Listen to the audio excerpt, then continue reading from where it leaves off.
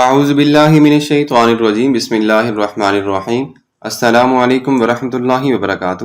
محترم سامعین، ترجمہ کلاس میں آپ سب کو خوش آمدید کہتے ہیں، اور آج کی کلاس میں ہم بات کریں گے سورۃ النساء آیہ نمبر 24۔ یہ ہمارا آج سے پارہ نمبر 5 شروع ہو رہا ہے۔ بسم اللہ الرحمن الرحیم۔ اس سے پچھلی آیات مبارکہ میں ہم نے یہ بات کی تھی کہ اللہ تبارک و تعالیٰ نے جو رشتے نکاح کے لیے ہمارے اوپر حرام کیے ہیں وہ کون کون سے ہیں، وہ میں نے آپ کو بتا دیا۔ آج کی ویڈیو کا ہم آغاز کرتے ہیں۔ بسم اللہ الرحمن الرحیم۔ والمحصنات، ویسے محسن کے بارے میں اگر ہم بات کریں، سواد والا محسن، ٹھیک ہے، اس کے بارے میں اگر ہم بات کریں محسنات تو وہ پاکیزہ فرما بردار عورتوں کو کہا جاتا ہے، ٹھیک ہے۔ والمحصنات، اور شوہر والی عورتیں، من النساء، عورتوں میں سے، والمحصنات من النساء، اور وہ عورتیں جو پہلے سے نکاح کے اندر ہیں وہ بھی حرام ہیں تم پر، ٹھیک ہے۔ والمحصنات من النساء، اور حرام کی گئی ہیں تمہارے لیے من النساء، عورتوں میں سے، الا ما ملکت ایمانکم، مگر وہ جو کہ کافروں کی ہیں اور وہ تمہاری لونڈیاں ہیں یا جن کے مالک بن جائیں تمہارے دائیں ہاتھ، الا مگر ما وہ ملکت مالک ہوئے ایمانکم، جن کے مالک تمہارے دائیں ہاتھ۔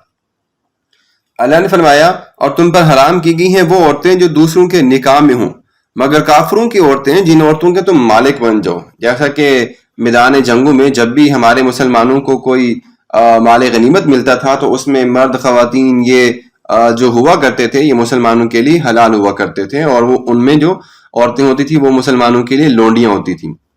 کتاب اللہ علیکم، لکھ دیا ہے اللہ نے یہ حکم تمہارے اوپر، وَأُحِلَّ، اور حلال کی گئی ہیں، لکم تمہارے لیے، ما وراء ذالکم، اس کے علاوہ جو مرضی چاہو، ما وراء ذالکم، اس کے علاوہ جو مرضی چاہو۔ ذالکم، یہ ان تبتغوا، یہ کہ تم تلاش کرو، باموالکم، اپنے مالوں کے ساتھ، محسنین، نیک عورت، نکاح کرنے کے لیے، غیر مسافحین، نہ کہ شہوت کو پورا کرنے کے لیے۔ اب اللہ نے فرمایا کہ تم نکاح کرو اور تمہاری نیت یہ ہو کہ نیکی اور پرہیزگاری کے لیے ہو، نہ کہ شہوت کے حصول کے لیے ہو۔ فمستمتعتم بھی، فمستمتعتم، فما، پس جو، استمتعتم، تم نے فائدہ اٹھایا، بھی منہن، ان میں سے کسی عورت کے ساتھ، فآتوہن اجورہن فریضہ، تو انہیں دو ان کے حق مہر جو کہ مقررہ ہیں، فآتوہن اجورہن فریضہ، انہیں ان کے مقررہ حق مہر دو۔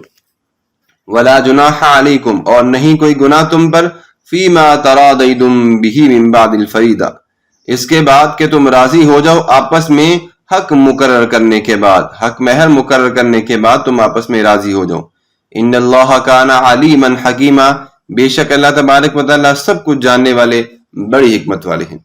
محترم سامعین، اس آیت مبارکہ کا بامحاورہ ترجمہ دوبارہ ملاحظہ کر لیجئے۔ اللہ نے فرمایا والمحصنات من النساء الا ما ملکت ایمانکم، اور تم پر حرام کی گئی ہیں وہ عورتیں جو دوسروں کے نکاح میں ہیں مگر کافروں کی، کہ جن عورتوں کے تم مالک بن جاؤ۔ کتاب اللہ علیکم، یہ حکم تم پر اللہ کا فرض کیا ہوا ہے، لکھا ہوا ہے۔ وَأُحِلَّ لَكُم مَّا وَرَاءَ ذَلِكُمْ، اور ان کے علاوہ باقی سب عورتیں تم پر حلال کی گئی ہیں۔ ذَلِكُمْ أَن تَبْتَغُوا بِأَمْوَالِكُمْ مُحْسِنِينَ غَيْرَ مُسَافِحِينَ، یہ کہ تم اپنے مال کے عوض ان کو طلب کرو، حالانکہ تم ان کو نکاح کی حفاظت میں رکھنے کے لیے لیتے ہو، نہ کہ تم عیاشی کے لیے یا شہوت کے لیے۔ فمستمتعتم بہ منہن فآتوہن اجورہن فریضہ، تو وہ عورتیں جن سے تم نکاح کرنے کے بعد حق مہر کے عوض تم نے لذت حاصل کر لی ہے، ان عورتوں کو ان کا حق مہر دو۔ ولا جناح علیکم فیما تراضیتم بہ من بعد الفریضہ، اور حق مہر دینے کے بعد تم پر کوئی گناہ نہیں ہے، حق مہر مقرر کرنے کے بعد تم اس میں کمی بیشی میں بھی رضامند ہو سکتے ہو، تم پر کوئی حرج نہیں ہے۔ ان اللہ کان علیما حکیما، بے شک اللہ تبارک و تعالیٰ جاننے والے ہیں اور حکمت والے ہیں۔ محترم سامعین، اگر آپ توجہ کریں تو اس آیت مبارکہ میں اللہ تبارک و تعالیٰ نے جنگی قیدیوں کو لونڈی اور غلام بنانے کی تحقیق کے بارے میں بات کی ہے۔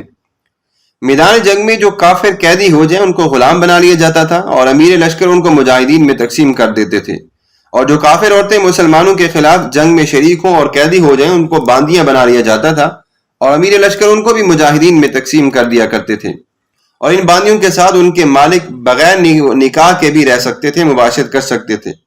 پھر اللہ تبارک و تعالیٰ نے یہ کہا کہ اس سے پہلے جو ہوتا تھا وہ ساری چیزیں جائز ہیں، لیکن اس کے علاوہ اگر کوئی عورت کسی اور کے نکاح میں ہے تو ان سے تو نکاح کسی بھی صورت میں جائز نہیں ہو سکتا. ہاں، لونڈیوں کے ساتھ نکاح ضرور ہو سکتا ہے، آپ ان سے نکاح کر لو یا نکاح نہ بھی کرو تب بھی ٹھیک ہے. قرآن مجید میں اللہ نے فرمایا فَإِذَا لَقِيتُمُ الَّذِينَ كَفَرُوا فَضَرْبَ الرِّقَابِ حَتَّى إِذَا أَثْخَنْتُمُوهُمْ فَشُدُّوا الْوَثَاقَ فَإِمَّا مَنًّا بَعْدُ وَإِمَّا فِدَاءً حَتَّى تَضَعَ الْحَرْبُ أَوْزَارَهَا. سورہ محمد. جب تم کافروں سے لڑو تو ان کی گردنیں اڑا دو، یہاں تک کہ جب تم ان کو خوب قتل کر لو تو جو زندہ گرفتار ہو ان کو مضبوطی سے قید کر لو، یا تو تم ان پر احسان کر کے ان کو آزاد کر دو یا پھر مالی فدیے کے بدلے ان کو آزاد کر دو. اگر کافر مسلمانوں کے جنگی قیدیوں کو غلام لونڈی بنا لیں، ٹھیک ہے کافر، تو مکافات عمل کے طور پر ان کے جنگی قیدیوں کو بھی غلام اور لونڈی بنانا جائز ہے. اللہ فرماتی ہیں وَجَزَاءُ سَيِّئَةٍ سَيِّئَةٌ مِثْلُهَا، اور برائی کا بدلہ برائی تو اس کی مثل برائی ہی ہوتا ہے.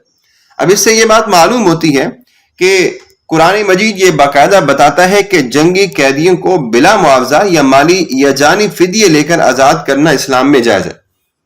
جیسے کہ آپ کو پتا ہے کہ نبی اکرم صلی اللہ علیہ وسلم کے دور میں جب فتح مکہ ہوا اور تمام اہل مکہ جنگی قیدی تھے، پھر آپ صلی اللہ علیہ وسلم نے ان کو آزاد کر دیا تھا. امام مسلم فرماتے ہیں کہ حضرت ابو ہریرہ رضی اللہ تعالیٰ عنہ راوی ہیں کہ نبی اکرم صلی اللہ علیہ وسلم کی حدیث مبارکہ ہے، آپ نے فرمایا جو ابو سفیان کے گھر میں داخل ہو گیا اس کو امان حاصل ہے، جس نے اپنے گھر کا دروازہ بند کر لیا اس کو بھی امان حاصل ہے.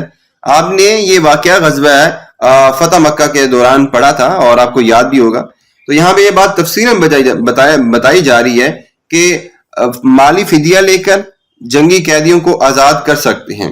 اسی طرح جیسا کہ آپ کو پتا کہ غزوہ بدر کے قیدیوں کے متعلق نبی اکرم صلی اللہ علیہ وسلم نے کیا فرمایا تھا؟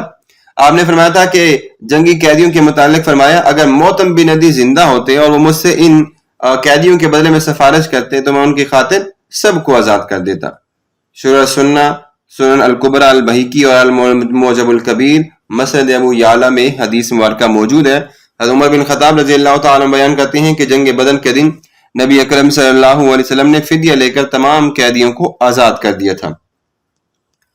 اس آیت مبارکہ میں مختصر ہم بات کرتے ہیں، آخر میں خلاصہ کلام یہ ہے، اس آیت مبارکہ میں اللہ تبارک نے فرمایا کہ جو دوسروں کے نکاح میں عورتیں ہیں ان سے نکاح حرام ہے، لونڈیوں کے ساتھ نکاح جائز ہے.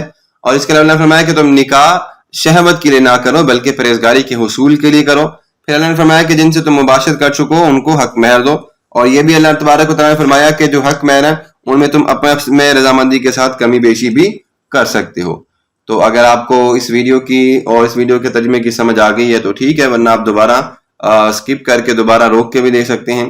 آخر میں ہم اللہ تبارک و تعالیٰ کی بارگاہ میں دعا گو ہیں کہ اے اللہ اس کلام مجید اور ان آیات مبارکہ کے ثواب کو میں حضور نبی کریم صلی اللہ علیہ وآلہ وسلم کے وسیلہ جلیلہ سے اپنی مرحوم والدہ اور والد محترم والدین کی دعائے مغفرت اور دعائے صالح ثواب کے لیے اس کلام مجید کو پیش کرتا ہوں. اے رب ذوالجلال والاکرام اس کلام مجید کے ثواب کا صدقہ یا اللہ میرے والدین کی مغفرت فرما، یا اللہ میرے والدین کی بخشش فرما، یا اللہ میرے والدین کے درجات کو بلند فرما، یا اللہ میرے والدین کو جنت الفردوس میں اعلیٰ مقام عطا فرما، یا اللہ میرے والدین کی قبر کی تمام منازل مشکلات کو آسان فرما، جنت کے باغوں میں سے ایک باغ بنا اور انہیں اپنی جوار رحمت میں یا اللہ جگہ نصیب فرما. آخر میں یا اللہ ہم یہ بھی دعا گو ہیں کہ ہمیں بھی قرآن مجید کو صحیح معنوں میں پڑھنے کی سمجھنے کی توفیق عطا فرما. آمین. وما علینا الا البلاغ المبین.